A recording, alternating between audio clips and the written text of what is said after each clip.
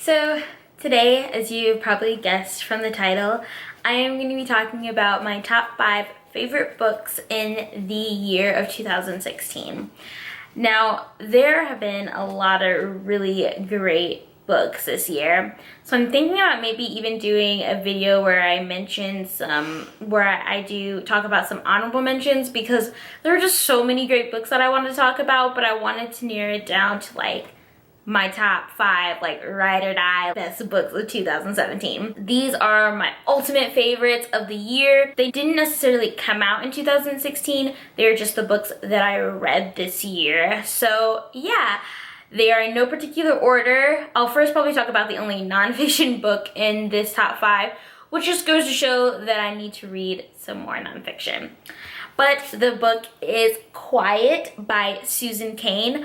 I actually listened to this book on Audible and bought a copy of it because I really just needed to have it in my collection, and I definitely want to go back and read the physical version. But this book is just amazing. If you are an introvert or somebody who's more on the shy side or needs a lot of downtime, but feel kind of guilty about that, this book really helps with people that are introverted and kind of explains their purpose in society, why extroverts are kind of favored and praised more than introverts in our society, but why quiet people still have very valuable traits in work life, relationships, love life, friendships, everything. Quiet people still have a lot to offer, and I love how this goes into a lot of different studies. Susan did a lot of really awesome research to kind of back up her ideas and just figure out what it means to be introverted in basically Western culture, I would say.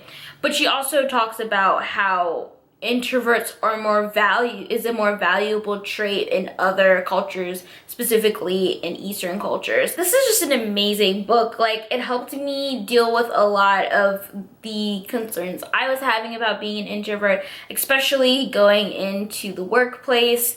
And I just absolutely loved this book. Definitely I would pick it up if you feel a little unsure about just being someone that likes having downtime or likes being quiet, or if you know you are a true introvert. I feel like you would enjoy this book. Even if you're not an introvert, this would be a really great book to get some insight if you have somebody that you know that is one. Introverts get a lot of bad rep, or we come off as being unemotional, or we just come off really badly to people. So I feel like if you're not an introvert, you can still gain a lot of really great knowledge from this book. So yeah, definitely my favorite nonfiction book of the year. My next book is And Again by Jessica Chiarella, and this is just an amazing sci-fi kind of book. It basically follows a group of 4 people who are chosen for this medical experiment where they all have terminal illnesses, and they are given a new body, but it's an exact clone of their body, but that doesn't have the terminal illness. So this is a really, really great book. It doesn't really go into so much of the process or the ethics of the cloning, but it goes into more of what it's like having a second chance at life, and whether humans are really going to step up and make changes, or are we just gonna fall back into our own traits. It does kind of talk us a little bit about cloning in the sense that what is inherent in our minds and what we bring with our bodies, because one of the characters is an artist, so she's concerned about whether or not her art is going to be something that she can do in this new clone body. It's really a fantastic book. The writing is very beautiful, and as you can see, I have a whole bunch of tabs and all of the little notes that points about this book that I love.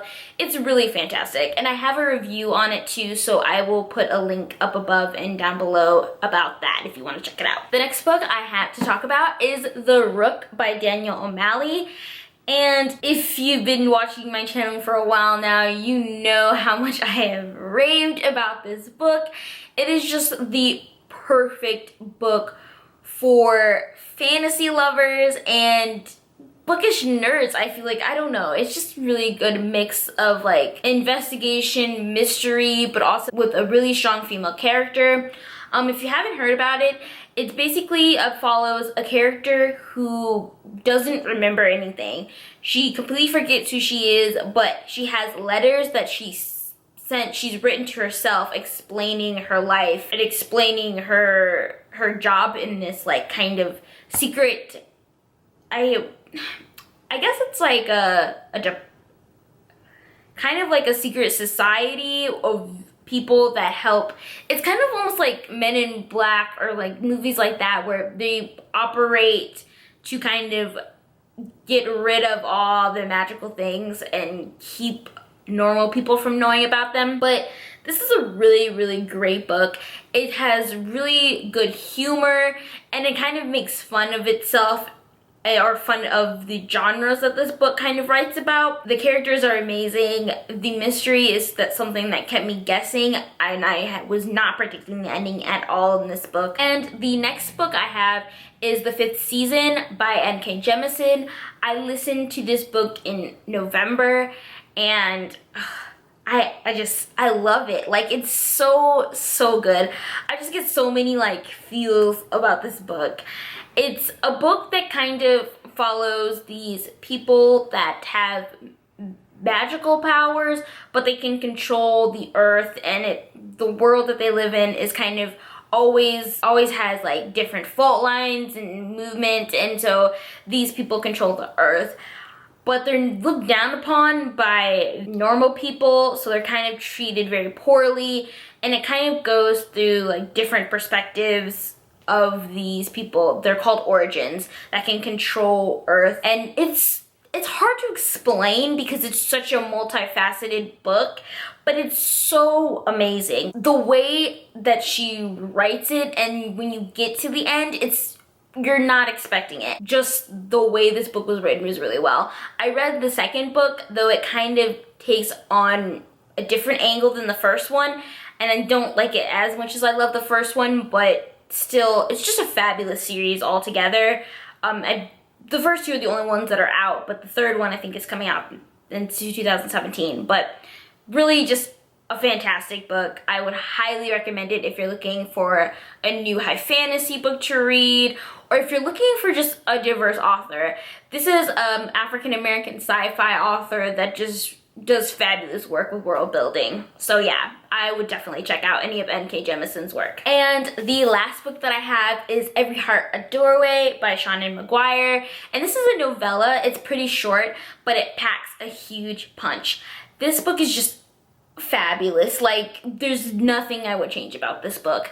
It's beautifully written. It has a great balance of creepy and whimsical, but I guess I should probably kind of tell you what it's about. It's about kids that come back from worlds, like if you take like Narnia and Alice in Wonderland, where the kids go through a door into a new world.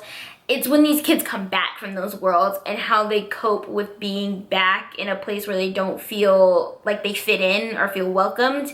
And it has a ton of diverse characters, and it just really does a really good job of portraying what it's like to be different, I guess. It's really creepy and really great, and she does a really fantastic job of building this setting in such a short book. And yeah, I'm a huge fan of this. If you haven't read it, like, you should just pick it up. It's so fast to read. I read it in one sitting, and I will definitely be reading it again very soon. So those are my top favorite books for 2016. I had a really great year. I enjoyed a lot of the books that I read this year, so it was hard picking 5 of my favorites, but those just stood out to me. They had really great stories, and just the writing was beautiful, and they stick with me, and they probably will stick with me for a long time to come. I really want to know what everyone else's favorite books were for 2016, so please leave a comment below of your top 5 favorite books that you read, and I will see you guys next week with a new video. Bye!